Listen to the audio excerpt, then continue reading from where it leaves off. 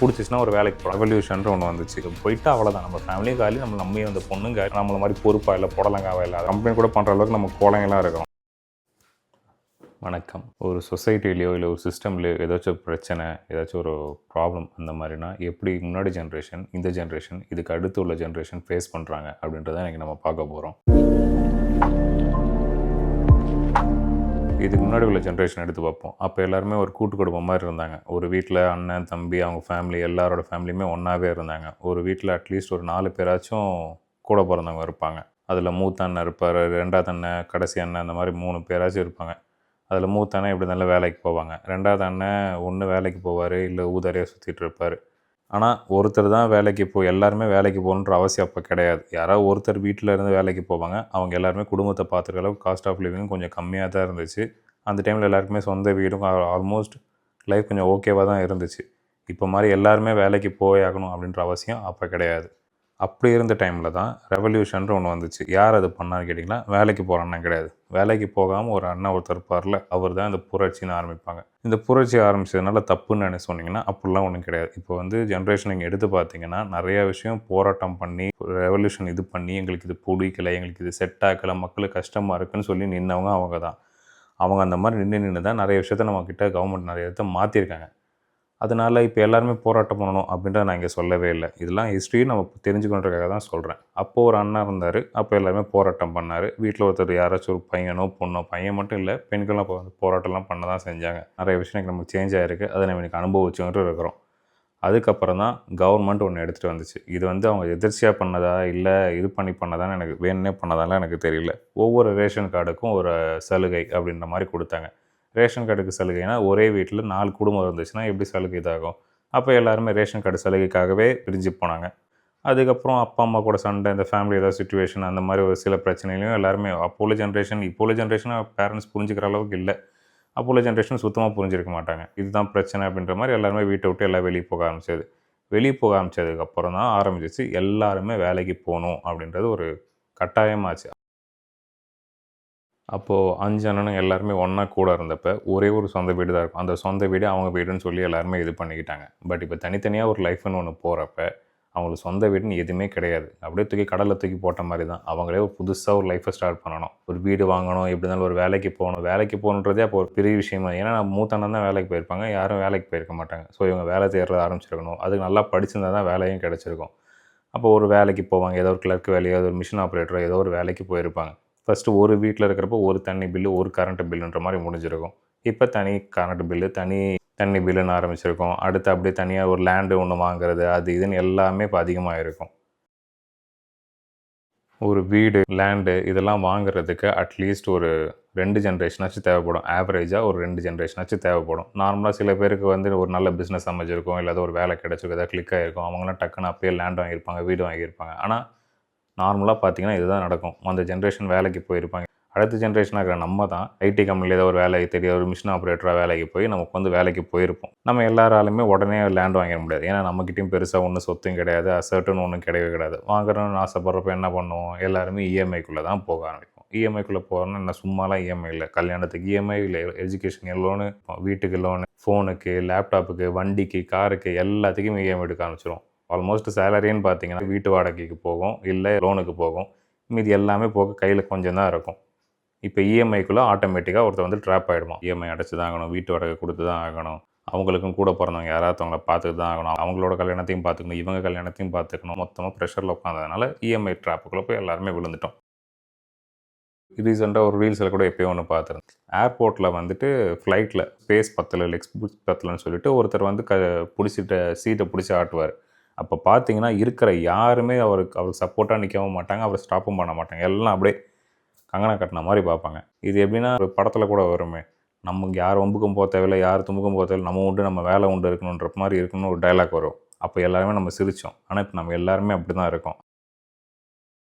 இப்போ நடுவில் ஒரு ஏர்போர்ட் பிரச்சனை வந்துச்சு. அப்போ வெட்டிங் எல்லாருமே ஒரு ரிசப்ஷன் ஸ்க்ரீனில் வச்சுருந்தாங்க.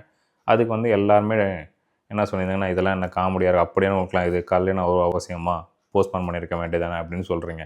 நினச்சி பாருங்கள் எவ்வளோ கஷ்டம் தெரியுமா? வீட்டை அட்ஜஸ்ட் பண்ணணும், வீட்டு ஃபேமிலி இது பண்ணணும், அதுக்கு வாடகை, இதுக்கு வாடகை, அதுக்கு திங்ஸ், இதுக்கு திங்ஸ் எல்லாத்தையும் புக் பண்ணி கடைசியாக ஒரு இடத்துல வந்து வச்சா, ரிசப்ஷன் இல்லை, அடுத்து வந்து 2 நாள் கழிச்சு நாங்கள் வந்தால் தான் வருவோம், அப்போ தான் ரிசப்ஷன் சொன்னால் எல்லா ஃபேமிலி திரும்ப வருவாங்க, திரும்ப எல்லா செலவு ஏற்றுப்பாங்கன்னு நினைக்கிறீங்களா? எதுவுமே நடக்காது. அந்த டைமில் அவங்க ஸ்க்ரீனை போட்டு பண்ணிட்டாங்க. அதுக்கு எல்லாருமே உட்காந்து என்ன பண்ணீங்க? ட்ரோல் தான் உடனே. நினச்சி பாருங்கள், உங்களுக்குன்னு ஒரு ஃபேமிலி வருது, உங்களுக்குன்னு ஒரு குழந்தைங்க, உங்களோட குழந்தையோட ஃபங்க்ஷன் அப்படி நடக்குதுன்றப்போ உங்களுக்கு எவ்வளோ கஷ்டமாக இருக்குன்னு நினச்சி பாருங்கள். உங்களுக்குன்னு ஒரு ஆசை இருந்திருக்கும், அது நடக்காதப்போ ஏதோ ஒன்று அந்த டைமில் ஏதோ ஒன்று பண்ணணும்னு சொல்லி பண்ணியிருக்காங்க. ஆனால் அந்த டைமில் என்ன பண்ணுறீங்க? அங்கே உள்ள பிரச்சனை யாருமே பேசவே இல்லை, இவங்கள தான் உட்காந்து கலாய்ச்சிடுறீங்க. முன்னாடியாவது மறதி தேசிய வியாதின்னு ஏதாச்சும் சொன்னாங்க, இப்போ அப்படி கூட இல்லை. எல்லாருமே இன்ஸ்டாலே இதுலேயே ஒரு விஷயத்தை பார்த்துட்டா ஏதோ ஒரு பிரச்சனையை விட்டுட்டு அதை உட்காந்து நம்ம எல்லாமே கலாய்க்க தான் செய்கிறோம். அதை உட்காந்து ஒரு மீமை போட்டு, ஒரு கிஃபை போட்டு, ஒரு இதை பண்ணி, அதை பண்ணி தான் எல்லாருமே கலாய்க்கிறோம். நான் மீம் கிரியேட்டர்ஸ் எதுவுமே சொல்லவே இல்லை. நான் அது முன்னாடி வீடியோலேயே சொல்லியிருப்பேன். அவங்க நான் எதுவுமே சொல்லல. ஆனால் அது கீழே கமெண்ட்ஸில் இருக்கிறவங்க யாராச்சும் ஒருத்தராச்சும் இல்லை இது தப்பு, அவங்க எவ்வளோ கோ த்ரூ பண்ணியிருப்பாங்கன்னு, ஏன் அதுக்கு முன்னாடி உங்களுக்கு ஃபேமிலி ஒரு சிச்சுவேஷன் நடந்ததே இல்லையா? அவங்க ஃபேமிலி ஒரு ஃபங்க்ஷனே நடந்ததே இல்லையா? நீங்களாம் அதில் எல்லாத்தையுமே பார்த்துருப்பீங்களா? அவ்வளோ ஒரு கஷ்டமான ஒரு சிச்சுவேஷன் நடக்கிறப்ப கூட எல்லாருமே நீங்கள் ட்ரால் தான் பண்ண ஆரம்பிக்கிறீங்க. இது மட்டும் நான் சொல்லலை, எல்லாத்தையுமே தான் சொல்கிறேன். எல்லா விஷயத்தையும் நீங்கள் ஃபன்னாக தான் ஆக்குறீங்க. கோப்பிங் மெக்கானிசம் மாதிரி தான் இருக்குது. உங்களுக்கு ஒரு பிரச்சனை இருக்கப்ப அந்த டைமில் ஒரு பிரச்சனையை சொல்லாமல் அதை வந்து நீங்கள் காமெடியாக பண்ணுறீங்க. இன்னொரு ரீசனும் சொல்ல போனால், நான் உங்களால் இப்போ காமெடியாக அது கமெண்ட்டில் மட்டும்தான் பேச முடியும். ஏதோ ஒரு பிரச்சனைனா இந்த மாதிரி அவனை தூக்கி போடணும், அவனை தூக்கி இதில் பண்ணணும் அப்படின்ற மாதிரி தான் சொல்லுவீங்க. ஆனால் ஒரு பிரச்சனைன்னு வெளியே வந்து நிற்கிறப்போ உங்களால் வெளியே வந்து நிற்கவே முடியாது. கோர்ட்டோ, கவர்மெண்ட்டோ, போலீஸோ எதுக்குள்ளேயுமே போக முடியாது. ஏன்னா நம்ம ஆட்டோமேட்டிக்காக ஒரு இஎம்ஐக்குள்ளே மாட்டிக்கிட்டு இருக்கிறோம். அந்த ட்ராப்பில் வந்து வெளியே வரப்போ குடும்பத்தை யார் பார்த்துப்பா? அப்பயாச்சும் ஏதாவது ஒரு ஜென்ரேஷனில் ஓகே நீ போயிட்டு பார்த்துக்கிற அளவுக்கு ஃபேமிலியில் ஒருத்தங்க இருந்தாங்க. இப்போ யார் அப்படி இருக்கா? யாருமே கிடையாது. நமக்கு போயிட்டா அவ்வளோதான். நம்ம ஃபேமிலியும் காலி, நம்ம அந்த பொண்ணும் காலி, எல்லாருமே காலி. நம்ம எல்லாருமே கங்கணம் கட்டின மாதிரி இதன் வேலையை செஞ்சுட்டு தான் இருக்கணும். பிடிக்குதோ பிடிக்கல, பக்கத்து வீட்டில் ஏதாவது நடந்தால் கூட நமக்கு எதுவுமே தெரியாத மாதிரி நம்ம வேலையை செஞ்சுட்டு தான் இருக்கிறோம். இதுக்காக நான் வந்து எல்லாருமே போய் போராட்டம் பண்ணணும், அதில் சொல்லணும் அப்படின்னு சொல்லல. அட்லீஸ்ட் இந்த காமெடி பண்ணுறதாச்சும் குறைக்கலாம். அது என்னன்னு தெரியல. ஒரு முயல் வந்து ஒரு இதில் ஓடிக்கிட்டு இருக்குமே, இப்போ நம்ம அப்படி எல்லாருமே அப்படி தான் இருக்கோம். இப்போ மோனோபோலி, டியோபோலின்னு ஏதோ ஒன்று சொல்லுவாங்களே, இப்போ வந்து ஒரு 2 நெட்வொர்க் தான் இருக்குது. அந்த நெட்வொர்க் என்ன காசு கொடுத்தாலும் நம்ம என்ன தான் பே பண்ணி தான் ஆகணும். ₹5 இப்போ எங்கேயோ போயிருக்கு.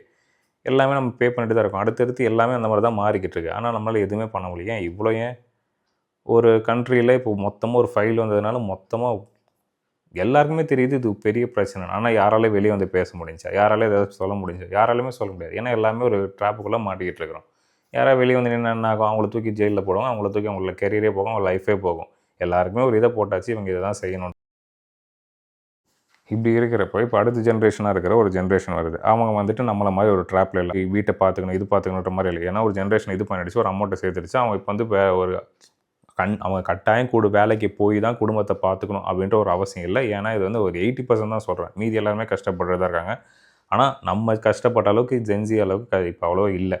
அவங்களும் ஓகே மணி எப்படி மேக் பண்ணுற மாதிரி தான் பார்க்குறாங்க. நம்மள மாதிரி எல்லாருமே என்ன பண்ணுறீங்கன்னா, அவங்க என்ன பொறுப்பு இல்லாமலாம் ஆகிறாங்க, இது பண்ணிகிட்டு இருக்காங்க, ஊர் சுற்றிட்டு இருக்காங்கன்ற மாதிரி நினைக்கிறீங்க. நம்மள மாதிரி அவங்களும் போய் ஒரு இஎம்ஐ ட்ராப்புக்குள்ளே போய் விழுக்கணுமா? நம்மள மாதிரி அவங்களும் அந்த வண்டிக்குள்ளே ஓடிக்கிட்டு இருக்கணுமா? அட்லீஸ்ட் அவங்க ஏதாச்சும் மணி மேக் பண்ணணும்னு ஏதோ ஒன்று செய்கிறாங்க. ஒன்று கண்டென்ட் கிரியேஷனோ எதையோ ஒன்று அவங்களுக்கு தெரியுது, ட்ரேடிங் பண்ணால் அமௌண்ட் வருது. நம்மளோட அவங்க நிறையாவே நாலேஜ் இருக்குது. எதையோ ஒன்று பண்ணி அமௌண்ட்டை ரெடி பண்ணணும் அப்படின்ற மாதிரி தான் பார்க்குறாங்க. அவங்களுக்கு பிடிச்சிச்சுன்னா ஒரு வேலைக்கு போகிறாங்க, பிடிக்கலாம் இது பண்ணிட்டு போகிறாங்க. நம்மள மாதிரி ஓகே சம்பளம் கம்மியாக கொடுத்தாலும் பரவாயில்லன்னு சொல்லிட்டு மண்டையை ஆட்டிக்கிட்டு அலையை குனிஞ்சிட்டு போகிறாங்களா? இல்லையே. பாஸ் ஏதாவது திட்டினா கூட ஏதாவது ஒன்று இது பண்ணால் கூட கேட்கவாச்சும் முடியும். நம்ம இப்போ முன்னாடி ஜென்ரேஷன் கேட்டனால தான் இப்போ நம்ம கொஞ்சம் பாஸ்க்கெலாம் இதாக இருக்காங்க. இதுக்கு முன்னாடி ஜென்ரேஷன்லாம் எப்படி அடிமைப்படுத்தி இது பண்ணாங்கன்றது நம்ம எல்லாருக்குமே தெரியும். போக போக தான் மாறுச்சு. இப்போ இவங்க ஜென்சி இதெல்லாம் கேட்டால் தான் கொஞ்சம் கொஞ்சமாக எல்லாமே மாறும். அதுக்காக நான் அவங்கள வந்து புரட்சி பண்ணுங்கள், அதை பண்ணுங்கன்னா நான் வந்து ஜென்சியை கிளப்பி விடலை. நம்மளோட கொஞ்சம் நாலேஜ் அவங்களுக்கு அதிகமாகவே இருக்குது. இது ஜென்சிக்கிட்டே அவங்க பார்ப்பீங்களா யாருன்னு தெரியல. ஆனால் பார்த்தீங்கன்னா சொல்கிறேன், எங்களை விட உங்களுக்கு நாலேஜ் அதிகமாகவே இருக்குது. சைக்கலாஜிக்கலாகவும் சரி, எல்லாத்துலேயுமே சரி, உங்களோட எல்லாருக்குமே நாலேஜ் அதிகமாகவே இருக்குது. ஒரு பேரண்ட்ஸ் எப்படி பார்க்குறாங்க, எப்படி ட்ரீட் பண்ணுறாங்கன்றது உங்களுக்கு ஏகப்பட்ட டேர்ம்ஸ் தெரியுது. டிப்ரெஷன், ஆங்ஸைட்டி, அது இது லொட்டு லூஸ்க்குன்னு என்னவோ தெரியுது. எங்களுக்குலாம் வாயில் கூட தெரியாது. ஆனால் உங்களுக்கு ஒரு பேரண்ட்ஸ் எப்படி நம்மளை ட்ரீட் பண்ணுறாங்க, அது எப்படி தப்பு அப்படின்றது உங்களுக்கு தெரியிறப்போ, பேரண்ட்ஸை தாண்டி வெளியவும் ஒரு உலகம் இருக்குது. அதையும் பாருங்கன்னு தான் அவங்க சொல்கிறேன். நிறைய பேர் இப்போ கண்டென்ட் கிரியேஷன், மாடலிங் அந்த மாதிரி போயிட்டுருக்கீங்க. சினிமா வந்து ஜஸ்ட் ஒரு ரோமன் சர்க்கஸ் தான். எல்லாருமே கிளாடியேட்டர் முக்கால்வாசி பேர் பார்த்துருப்பீங்க. அதில் பார்த்தீங்கன்னா தெரியும், வெளியே என்ன பிரச்சனை நடக்குதுன்னு காட்டாமல் இருக்கிறது தான் சினிமாவும் ஸ்போர்ட்ஸும். ஆனால் எல்லாருமே அதுதான் லைஃப்னு போய்கிட்டு இருக்கீங்க. அதை தாண்டி வெளியே ஒரு உலகம் இருக்குது. அதை நீங்கள் எட்டி பார்த்தாலே தெரியும். சக மனுஷனை எப்படி ஒருத்தங்க ட்ரீட் பண்ணுறாங்கன்னு பார்த்தாலே உங்களுக்கு தெரியும் எவ்வளோ மோசமாக இருக்குன்றது.